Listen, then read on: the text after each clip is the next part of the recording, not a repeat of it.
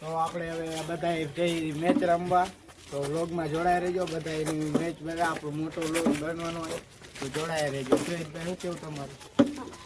સારું કહેવાય ને, તમારે કોમેડી ઉતારવી તો અમને પણ ગમે તો ખરું જ. પછી આપણે અધવચ્ચે રસ્તામાં પહોંચી ગયા અને આ બધા જો રસ્તામાં આવેલા જઈએ અમે બધા.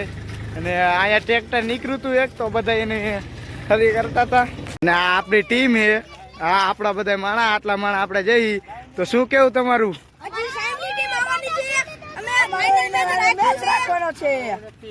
આપણા અહીંયા જો નવો રોડ બનવાનું ચાલુ છે, ન્યૂ એડ પ્લસ પ્લસ. આપણા અહીંયા રોદા નહીં ખાવા પડે, આપણે અહીંયા રોડ બનવાનું કામ ચાલુ. તો અહીંયા જો આપણે આ ખિસકોલી ઉપરથી શોર્ટ થઈ અહીંયા ઉપરથી. તો હવે આને આપણે છે કે કાઢશું. તો હાલો આપણે આગળ જઈ.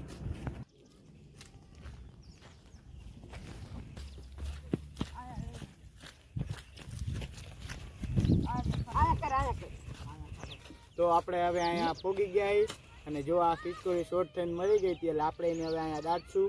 આપણે આ કાંઈ અહીંયા સાધન તો નથી એટલે આપણે બાજુમાં લાકડું ગોરી લીધું છે. આને ખાડો કરી અને અહીંયા આપણે તેને દાટી દઈશું, જેથી કરીને કોઈ કૂતરાઈને થઈ ન જાય.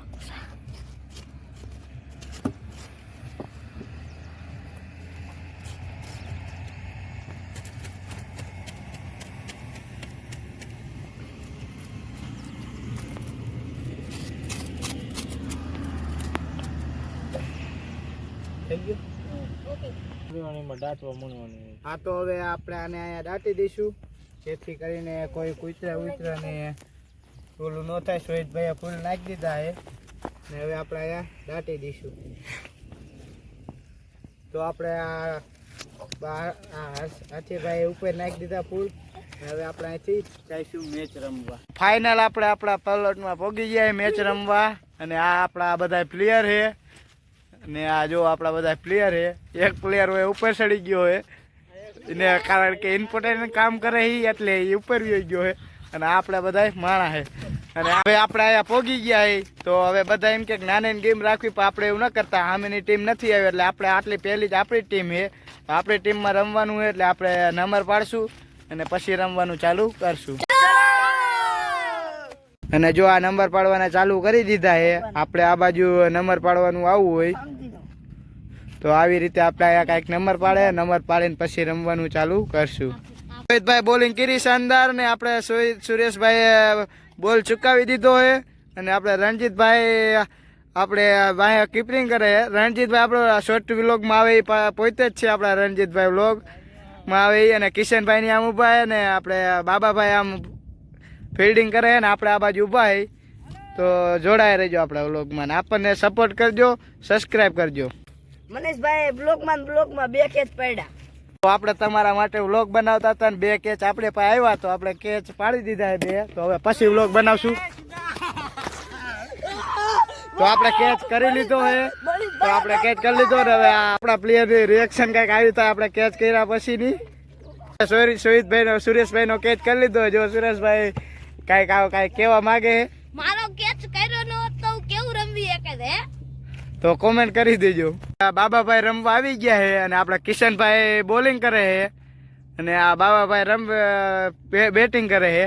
અને જો લો કાળું કાંઈક ઈશારા કરે છે હટીને.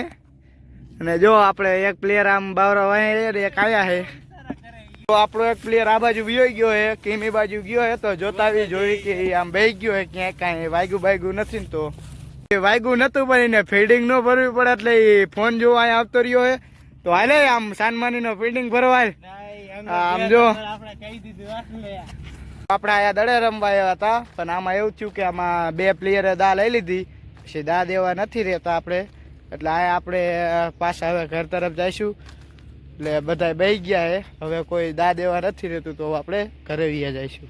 તો આપણે આ ગેમ નો દીધીમાં સોહિતભાઈ તમારું શું કેવું? આપણે રમવાની આવવાની દાનત જ ખોટી છે. દા દેવી હોય ને તો જ રમવા આવાય. સાચી વાત છે સોહિતભાઈ ની. તમે શું કહેશો કિશોરભાઈ?